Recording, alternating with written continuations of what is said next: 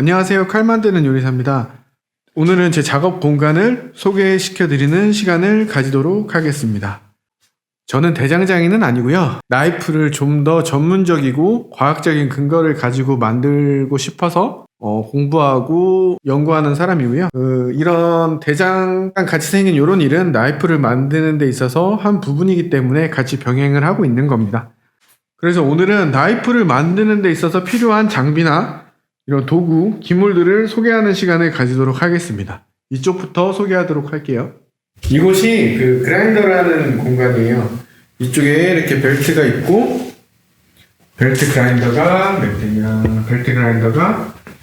이제 수평으로 가는 벨트 그라인더 한 대, 그리고 여기에 한 대, 그리고 메인으로 쓰는 벨트 그라인더 한 대, 그리고 목공, 나무 할 때 사용하는 벨트 그라인더 이렇게 있습니다. 제일 많이 쓰는 거는 이 벨트 그라인더고, 이 벨트 그라인더를 제일 많이 쓰는데요. 제일 많이 쓰는 거는 그만큼 확장성이라 그래야 되나? 이제 이거를 교체해서 사용할 수 있는 부분이 많아요. 보면은 이렇게 큰 휠도 있고, 이렇게 플랫, 평평한 것도 있고, 여기 보시면 여기 이렇게 컨벡스 그라인딩을 할 때 사용하는 이런 도구도 있고요. 그리고 저번에도 한번 설명을 해드렸는데 이렇게 벨트들이 여러 개가 있어요.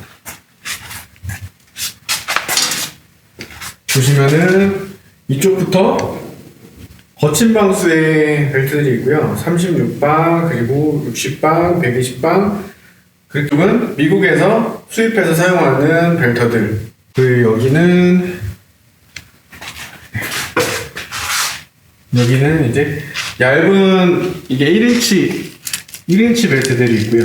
1인치 벨트 그라인더는 지금 사용하지 않는데 이렇게 1인치 벨트들이 있고, 여기는 6인치 벨트들. 6인치 벨트는 이 벨트 샌더에서 사용을 합니다.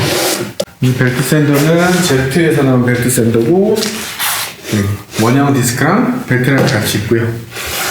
여기가 이제 알무를 샌딩하고 날을 잡고 하는 그런 공간이고요. 이쪽에 가면 마키다 밴드소를 사용하고요.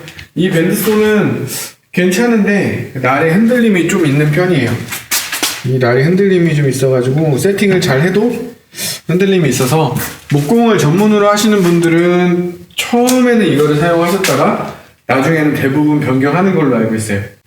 더 좋은 제품으로. 근데 저는 목공을 전문으로 하는 건 아니기 때문에 이걸로도 충분히 사용을 하고 있습니다. 그리고 여기 보면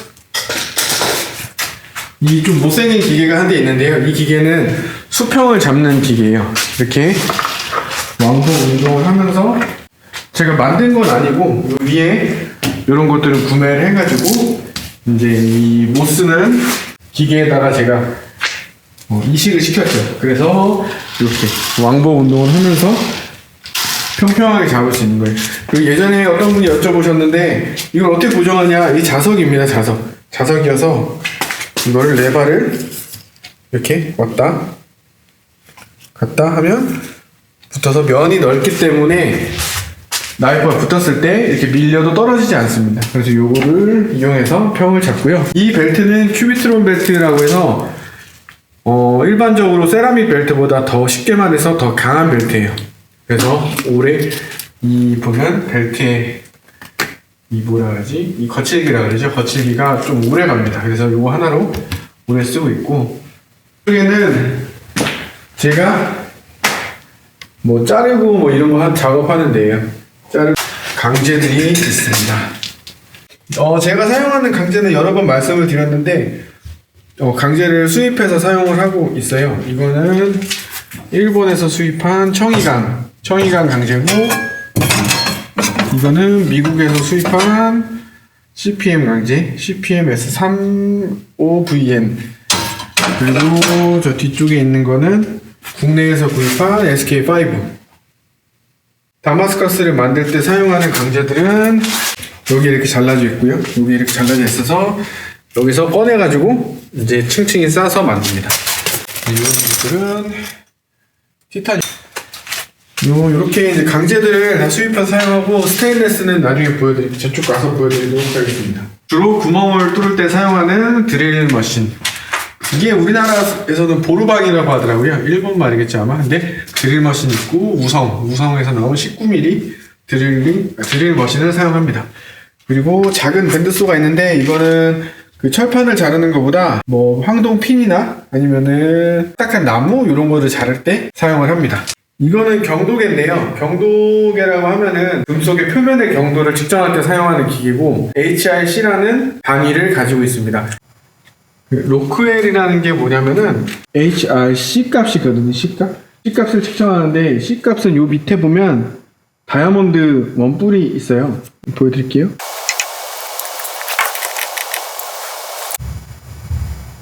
요 끝에 다이아몬드가 있습니다. 요 다이아몬드로 표면에 10kg의 하중으로 눌러요. 그 다음에 150kg를 누른 다음에 kg 하중으로 돌아왔을 때 파인 깊이, 그 깊이를 측정하는 겁니다. 그래서 사용은 어떻게 하는 거냐면 강제 테스트를 해볼게요.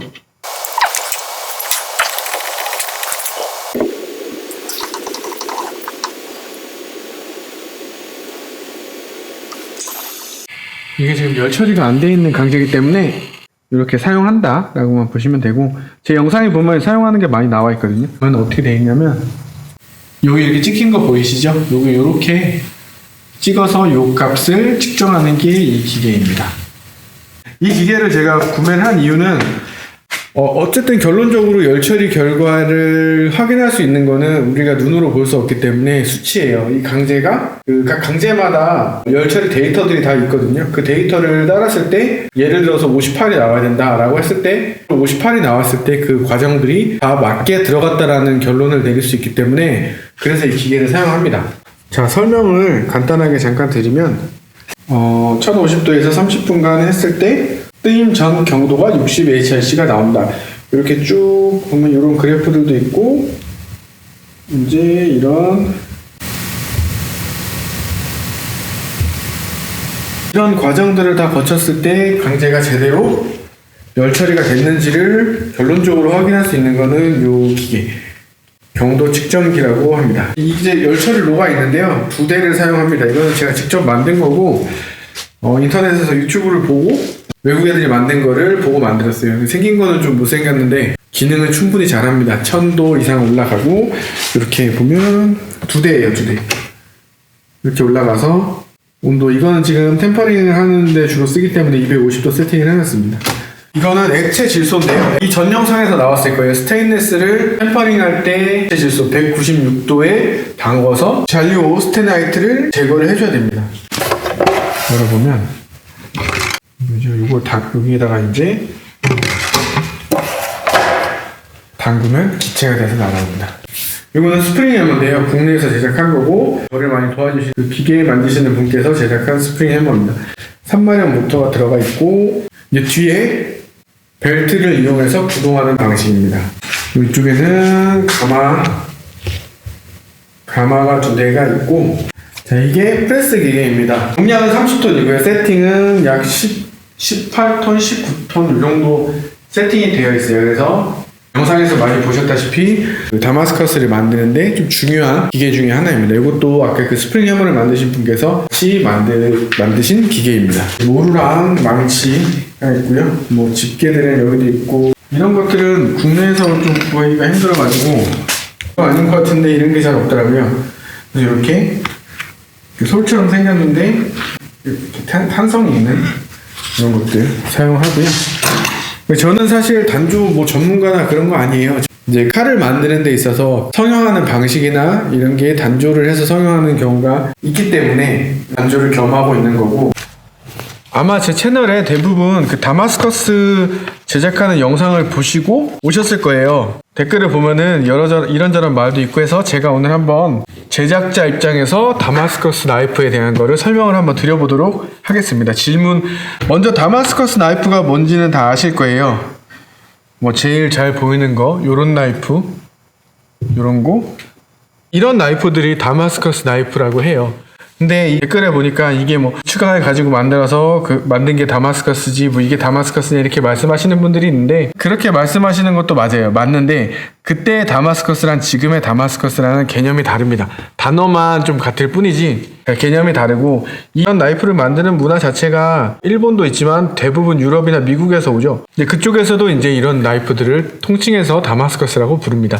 그 이유는 시대가 변한 거예요. 간단히 얘기해서. 다마스커스가 이게 맞건 아니건 그런 걸 떠나서 미국이나 유럽도 뭐 우리보다 먼저 이런 문화를 접했으니까 그런 이슈가 있었겠죠. 근데 그런 이슈가 있었음에도 불구하고 지금까지도 다마스커스를 이런 15N20이랑 1095를 접세를 한 걸 다마스커스라고 부르는 걸 보면 그냥 그렇게 받아들인 것 같아요. 그래서 뭐 그게 맞네 틀리네 그렇게 말할 필요는 없고요. 왜냐면은 맞는 거이기도 하고 틀린 거이기도 하니까요. 다마스커스가 좋네 안 좋네 이런 것들도 저는 뭐 얘기하지 않겠습니다. 뭐 과학적으로 따지고 보면은 여러 가지 뭐 좋고 안 좋고를 따질 수는 있겠지만, 저는 다마스커스 나이프보다 실제로 작업하는 거는 뭐 이런 스테인레스나 일반 탄소광이 더 많아요. 유튜브에 이렇게 다마스커스가 많이 올라오는 이유는 또 사람들이 이렇게 좋아합니다. 다마스커스를 만드는 과정도 재밌고 하다 보니까 좋아하셔가지고 많이 올리는 거고, 개인적으로는 또 이런 스테인레스나 고탄소가 단일 강제를 쓰기에는 더 좋죠. 보기에는 이런 다마스커스가 이쁘고 쓰기에는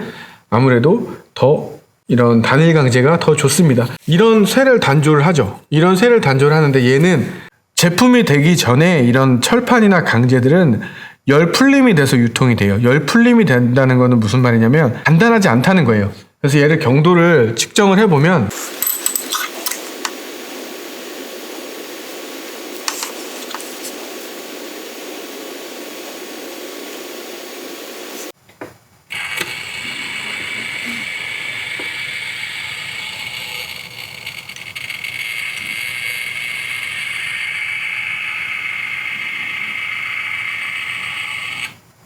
이게 지금 SK5거든요. SK5는 열 처리 경도가 58에서 60 사이가 나오는 강제인데 지금 16이 나왔어요. 16. 이렇게 이 강제를 가지고 단조를 하면 쇠가 두드리면 단단해진다고 하잖아요. 그러면 이 기준으로 봤을 때 이거보다는 단단해져요.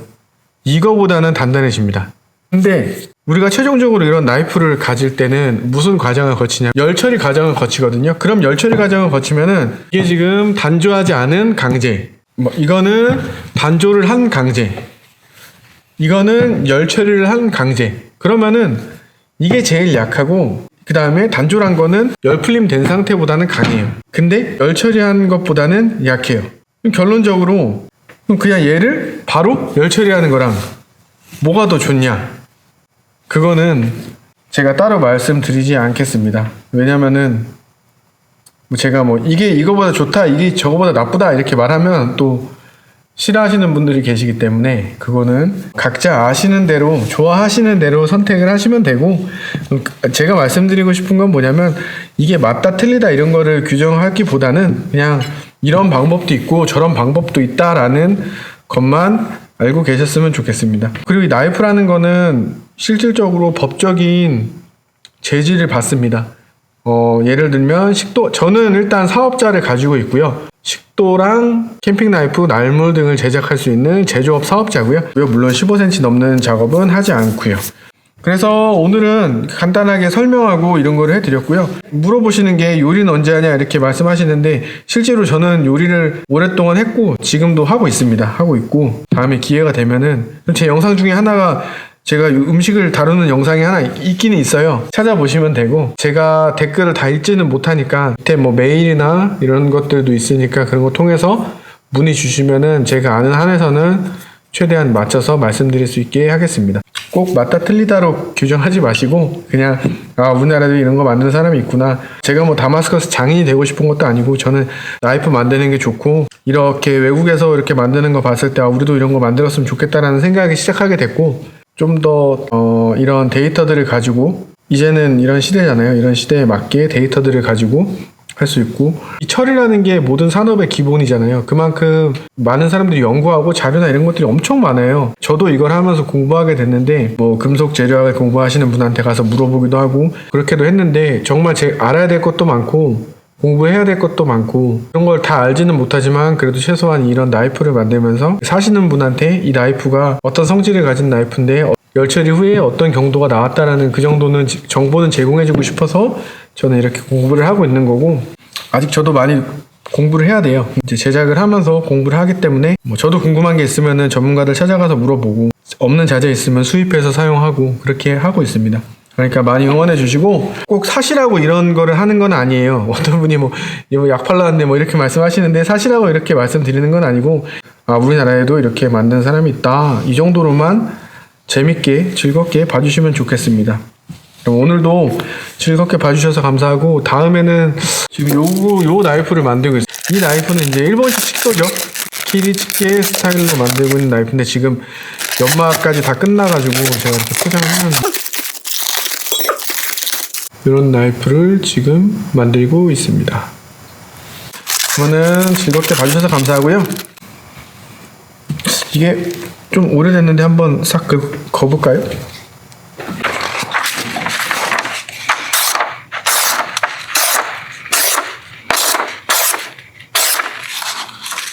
살아있네요.